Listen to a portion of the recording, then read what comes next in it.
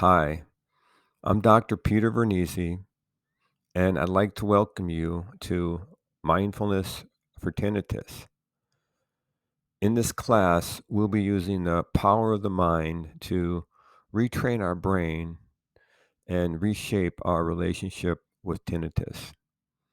I am a mental health provider in the state of Arizona, and like you, I have tinnitus. I've used the methods I'll be showing you in this class to both work with my own tinnitus as well as to work with individuals in groups both online and in person. But you don't have to take my word that mindfulness is useful for tinnitus. More than 4 decades of research have demonstrated the benefits of mindfulness for reducing stress, lowering blood pressure, relieving pain, increasing sleep, and alleviating depression and anxiety, among other conditions. More importantly for us, 7 clinical studies have demonstrated the power of mindfulness to reduce tinnitus distress.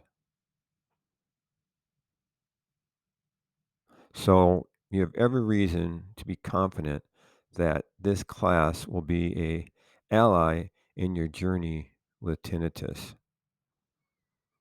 But before we even begin, I want to take a moment and have you think about a challenge you've overcome in your life. It might be a raising a child, it might be completing college, it might be a sports achievement and achievement at work, overcoming an illness, or something else. Just some challenge that you have overcome in the course of your life. And I want you to take a moment and reflect upon the abilities that you brought to bear when confronting that challenge. Just hold it up in your mind for a moment, turn it over, and think about it. And if you do this, I think you'll know that you have within yourself the capacity to work with this challenge. So let's begin. If we're going to talk about using mindfulness to work with our tinnitus, we first obviously have to arrive at a definition of mindfulness. Now, some of you may have a background in mindfulness, and for some of you, this may be the first time hearing the term. So, I'm going to start with a fairly standard definition and then expand it a bit to explain the concept. So let's call mindfulness non judgmental, present moment awareness. Say that one more time: non judgmental, present moment awareness. And I want to expand this concept, as I said, to expand our understanding of mindfulness. And let's start at the end with the notion of awareness or attention. Right? What this tells us is that mindfulness is a training, and we want to think about mindfulness the way we might think about going to the gym and working out our muscles to get stronger, or running in order to increase our aerobic capacity. With mindfulness, we are increasing our ability to control our attention. And our attention is perhaps the most valuable faculty we have. It's so valuable that Facebook, for example, will let you use it for free just to get your attention. Advertisers are clamoring all the time just for your attention because until they get your attention, they don't get your money. So our attention is a faculty we really want to foster. And this is what mindfulness training is concerned with, is fostering and working with the faculty of attention. In particular, with mindfulness, we want our attention to be in the present moment. Now, our attention has this amazing capacity, really, to what we call time travel. That is, we can use our attention to both ruminate about the past as well as become anxious about the future, or we can hold it in the present moment. Now, interestingly, what research tells us is that we are only actually in the present moment about 50% of the time. Think about that for a second before I go a little further. Only half of the time are we truly aware of what is going on in front of us. And actually, I think we may have reason to be suspicious about even that number.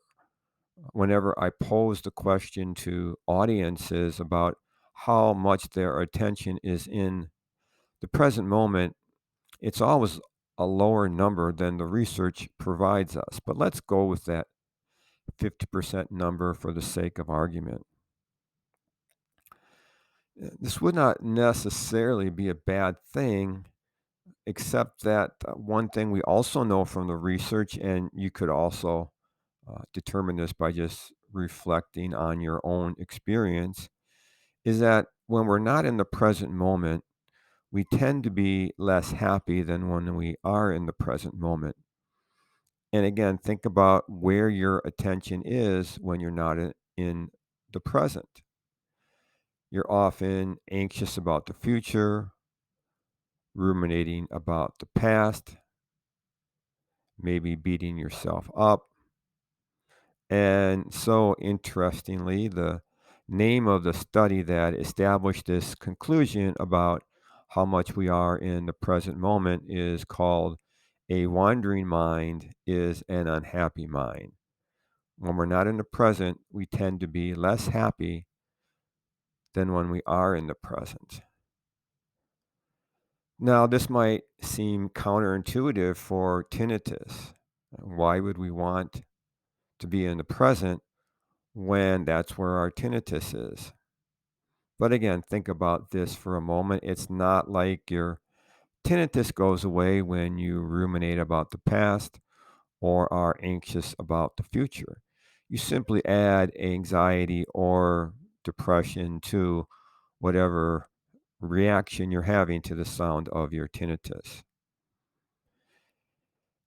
And so this brings us to the final characteristic we'll be talking about. It's precisely the way we hold our attention in the present moment that is key for working with tinnitus. And this is the notion of non judgmental present moment awareness.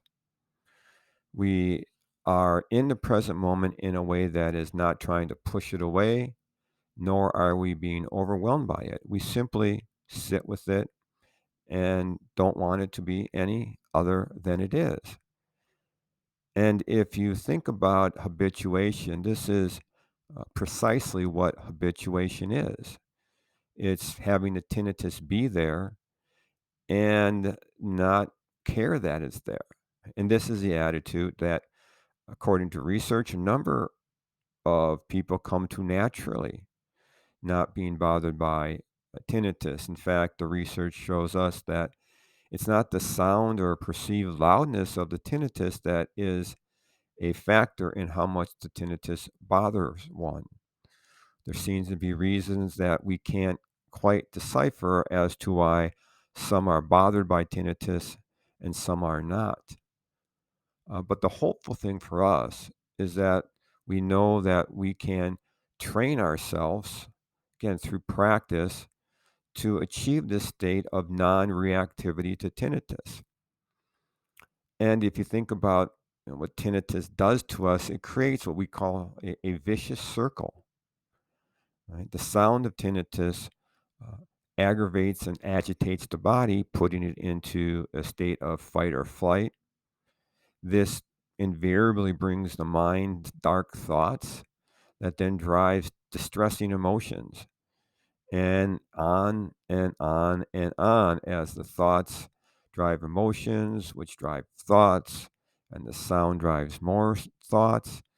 and we are stuck in this loop of distress.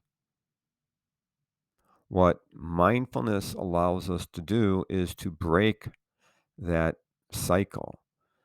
With mindfulness, we can come to the sound and train the mind and body not to react to tinnitus in the way that it typically does. And if we break that reactivity through mindfulness, we've achieved habituation. Now, this is much easier said than done, but this is a practice, a training we are going to do and undertake for the duration of this class. And I believe you'll see positive results relatively soon and certainly increasing by the end in the way you work with your tinnitus as a result of this training. Again, importantly, mindfulness is not something we tell ourselves to do, it's something we train ourselves to do. So, as a final note for this brief introduction, mindfulness is about embracing the present moment. Tinnitus has made the present moment hateful to us, but the present moment is all we have. What mindfulness is about, what this class is about, is reclaiming the present moment and hence reclaiming our lives. And I invite you to join me on this journey.